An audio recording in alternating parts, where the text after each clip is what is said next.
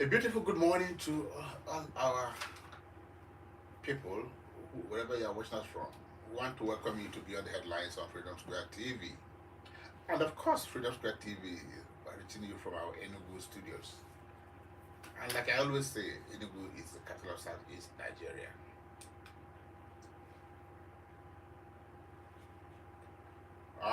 Beyond the Headlines on Freedom Square TV is a program where we do not just report the news.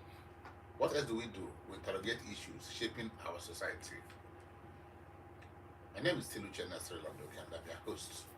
Today we turn our attention, a very good attention, to a sector that quietly but most powerfully shapes knowledge, culture, education, and national consciousness. And that sector is the publishing ecosystem. The Nigerian Publishers Association, NPA, was founded over 6 decades ago, actually 1965, at a time when Nigeria was finding its voice as an independent nation. Books, journals, newspapers, and learning materials were central to nation building, literacy, and of course, identity formation. Over the years, the NPA has served as an umbrella body for book publishers in Nigeria, advocated as it were for intellectual property rights, promoting reading culture, influencing education policy, and providing a platform for Nigerian stories to reach both local and global audiences. At 60, the association stands at a crossroad. Just 2 weeks ago, or thereabouts, the NPA celebrated its 60th anniversary, what they call the Diamond Anniversary, and it was actually a red carpet reception in Ibadan. People from all walks of life were there, publishers of all manners were there, development specialists were all there. And the issue is, to what extent has the MPA been able to live to the dream of its founding fathers? What had been,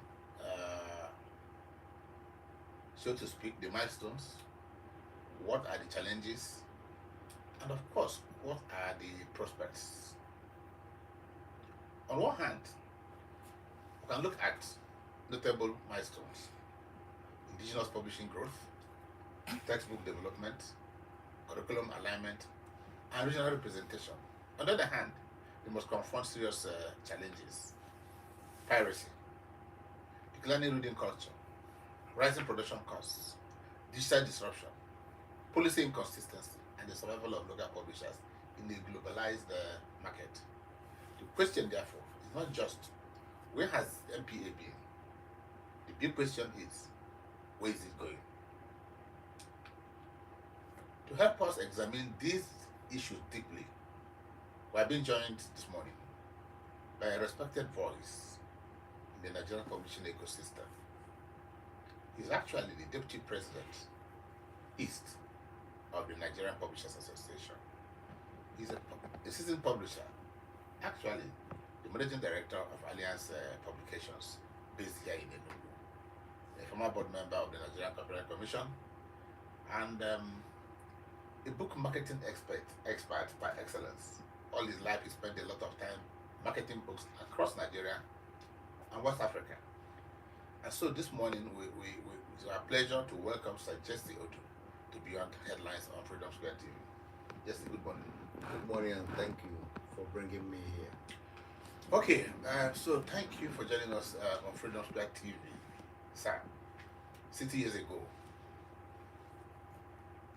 in Ibadan, so to speak, the NPA was founded. And not just a section of Nigeria, but the people across the nation. Can you refresh our viewers as to who were the early founders of the NPA? Thank you very much. I would want to go straight to that question. It will not be out of place to say that an Igbo son, late Chris Okibo, was the person that mooted the idea of the formation of NPA, and then some other people took it up, and by 1965 NPA was given birth to. We had the pioneers who started this. Our man here in the East, Tabanse, who started publishing in 1953, was one of them. We had Oni Bonanje, Ilesami, and some other great Nigerians who felt that it was time for us to start publishing locally instead of getting all our materials from abroad, especially Britain. Thank you. Okay, from your perspective, what would you describe as the most significant milestones of the Nigerian publishing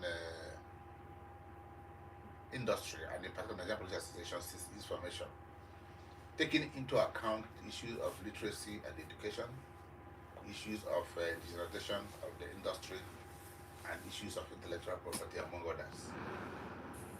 The Nigerian Publishers Association has really achieved great milestones. I want to start by saying that the association has been promoting literacy in education by providing materials that has been the bedrock in the education sector. But without books, there wouldn't be any good transfer of knowledge. The NPA, since the past 60 years, has been in the business of ensuring the provision of high quality and affordable learning materials all over the nation. That is one of the major milestones we have achieved. Now, not just providing learning materials locally, but equally providing jobs, because these were things that were provided by outsiders. But right from the past 60 years, these jobs have been indigenized. A lot of publishing houses have sprung up all over the country, providing a lot of job opportunities, training opportunities to our people. And then the NPA seized the opportunity of the indigenization policy by buying into the foreign companies like Macmillan, Evans, Henneman, and so on and so forth. Now they are owned by Nigerians, run by Nigerians, and creating a lot of opportunities for Nigerians. And in the race of intellectual property, what has been the milestone? One of the issues that have bedeviled the publishing industry is the issue of piracy. And so, what has been the effort of NPA all these years to combine the piracy? Has it been able to liaise properly with the Nigerian Publishers Association, the Nigerian authors, and of course, the mother of them all, the agency that has the responsibility to protect, which is the Nigerian Copyright Commission, which at the time you were a board member? Thank you very much. Another milestone I'll have to say that the NPA has attained is having a very good collaboration with the NCC, Nigerian Copyright Commission, a body that has been instituted to provide a framework to checkmate or to regulate and guide the industry. Since the inception of the NCC, the MPA has always been very closely working with NCC. The MPA has had a very good working relationship with the NCC. And at the moment, the current DG of NCC, Dr. John Assain, has been very helpful in this mandate. Okay, but beyond that, can you recount briefly any specific interventions, collaboration with NCC, in which piracy was physically fought? It's not just saying you've been fighting. Have you been able to make some arrests? These pirates in their hideouts, whether it is in Ajegunle, whether it is in Yaba, whether it is in Aba, or where? Because all talk and no action, as they say in Nigeria, will amount to nothing. Yeah. There has been so many raids carried out by NCC in collaboration with MPA with a view to stamping out, or to a very great extent reducing piracy in the EcoBook system. Now, in several flashpoints in Nigeria, raids were carried out. Which areas are the Let me flashpoints? Aba area, to be precise, is a flashpoint. Ajegunle in Lagos is another flashpoint. Ibadan and Kano. Are you excluding Onitsha? And Onitsha. Most importantly, Onitsha. In the past, raids have been carried out in all these flashpoints after so many efforts to making these people know the dangers of piracy failed. Then that was when we swung into action with NCC to now bring them to their knees. Sometime in the year 2018 or 2019, a very serious raid was carried out in Aba, where international pirates who take publishers' books to China and to India to print and bring into the country and start distributing.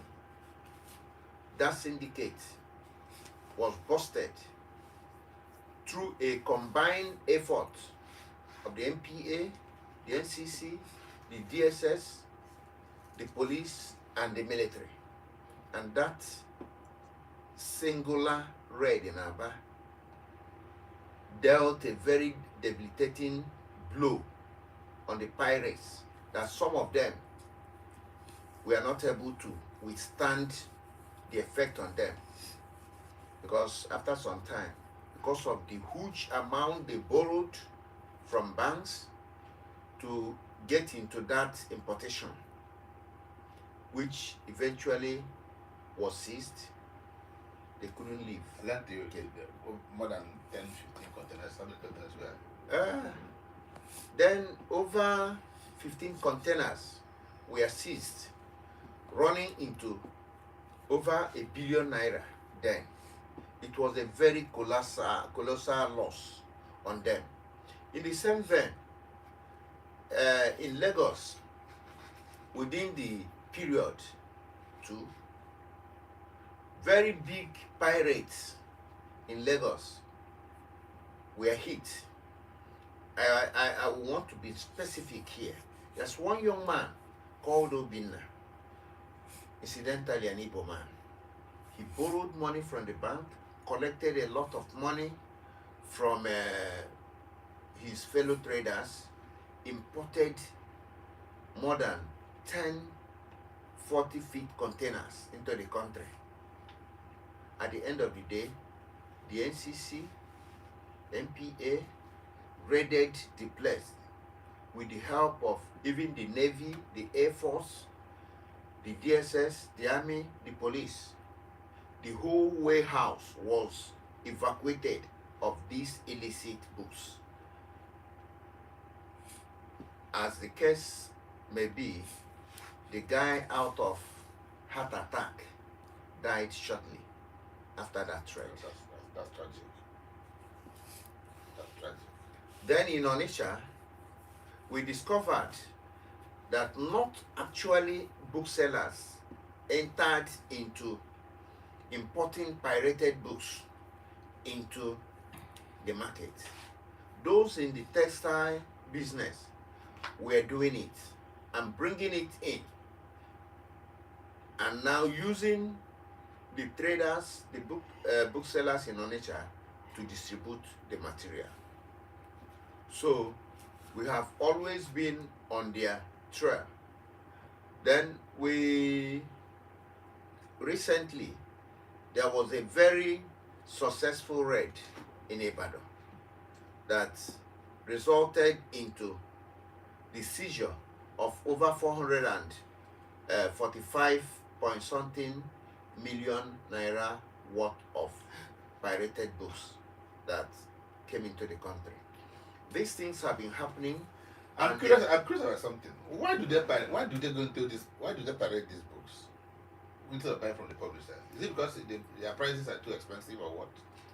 Now, irrespective of the high dollar rate to the naira, these criminals still find it attractive to do, because number one, we have the staff in the publishing sector to pay. We have the authors to pay royalty. We have a lot of other costs which they don't bear. And again, due to lack of infrastructural and social amenities in the country, especially electricity, it becomes very expensive comparatively with what happens in those countries, with what happens in Nigeria here. It becomes very expensive for us to produce. An average publisher runs mostly on diesel and generator, which is very expensive to maintain. These are some of the issues. And these pirates are not really doing anybody any good. Both those who gullibly patronize them and those who and the industry itself, because what should have come into the country, into the covers of the government through the publishers in the name of tax, eluded the government. So anyhow you look at it, it is an ill wind that blows no one any good. Okay, let's just leave piracy a little bit, and that's part of the achievements of MPA, collaborating with both even the customs. Yes, of course I know the customs, the military, the DSS, the police, and other agencies to combat. But it's part of that. Piracy still persists. Okay, but overall, what would you say is the biggest achievement of the publishing industry within 60 years? I was thinking about the issue of the fact that every man that is educated in Nigeria, every man that's a leader in Nigeria, every person of any profession had to consume the product of publishers, You cannot be anything in Nigeria. Your children cannot even become what you want them to become. And so, what would you say, especially, is the biggest achievement of the publishing industry in Nigeria within the past 60 years? Thank you very much. Within the past 60 years, I would want to say, without any fear of contradiction, that the publishing industry has trained through the provision of instructional materials, trained the leaders of this nation. In fact, they have trained the nation. In fact, It that has is trained- true. It it has has trained trained the the nation. nation. Because without education, there wouldn't be any development. There wouldn't be any leadership. Through education, which comes through the provision of instructional materials, our leaders, our children have been trained and developed to steer the affairs of the nation. Okay, those are your achievements and it's still ongoing. Let's talk about challenges. You cannot talk about achievements, what you've done, without talking about those obstacles that you have, you cross and you are still crossing. So, what would you say are the major challenges facing the publishing industry in Nigeria now? Now, first of all, I want to say that the government, to a great extent, has not really helped matters here through policy somersaults, through inconsistencies in policy formulation and implementation. This has really dealt with industry. A situation where a system has been put in place without giving it chance to run, to see whether it will really serve the purpose for which it was established. Before you know it, that policy is changed. This has been the bane of the publishing industry. If the government brings a policy, it should give it some time to test it. And before you even make a policy, you should think very well. It is not good when you bring a policy today, tomorrow you change. It is an index of the fact that the people that have been saddled with churning out educational policies have not really been doing good research to that effect. That is why we have this policy instability. Okay, that's one. By what you explained, piracy would actually be another part of the challenge. How this now affected the industry now? The other one there was how you fought it, but how does it now eat into the industry? What's the effect of piracy on the publishing industry? I will not be far from the truth if I say that as we speak today, that over 60% of the book market in this country is in the hand of pirates. So, Who is the pirate? Before you go for that, who is the pirate? a pirate, Who is the pirate? a pirate is somebody who takes a published work of a publisher Or even an author? or an author, takes a sample of it, goes to reproduce it Illegally. illegally without the authority of the copyright owner. He just goes to reproduce it, replicate it, without following the due process, and then putting it into the market for commercial use. So you could rightly say that pirates are intellectual thieves. They are intellectual property thieves. Okay. Okay. Let's talk about finance. How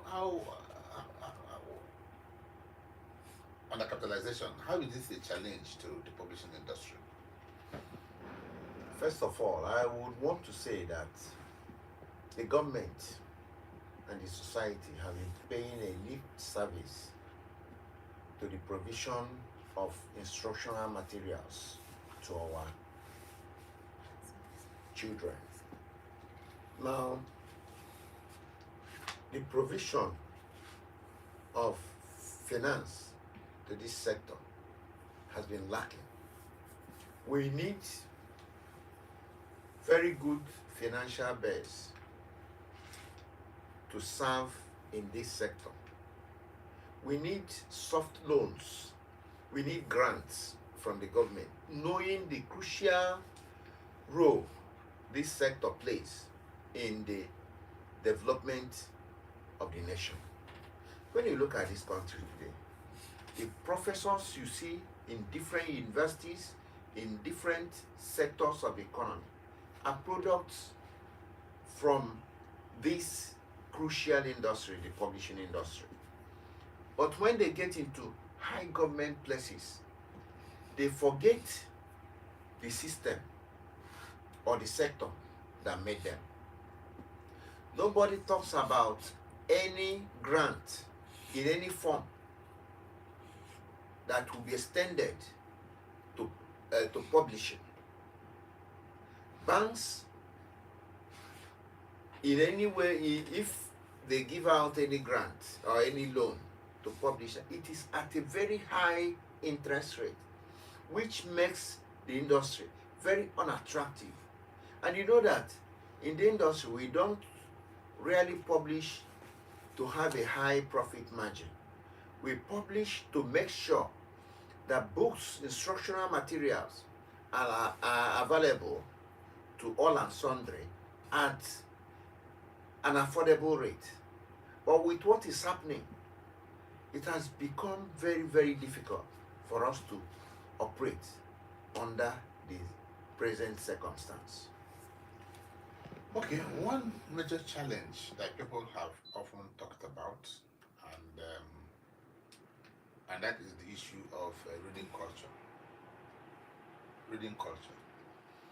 To what extent has that affected the industry? And in particular, how is NPA responding to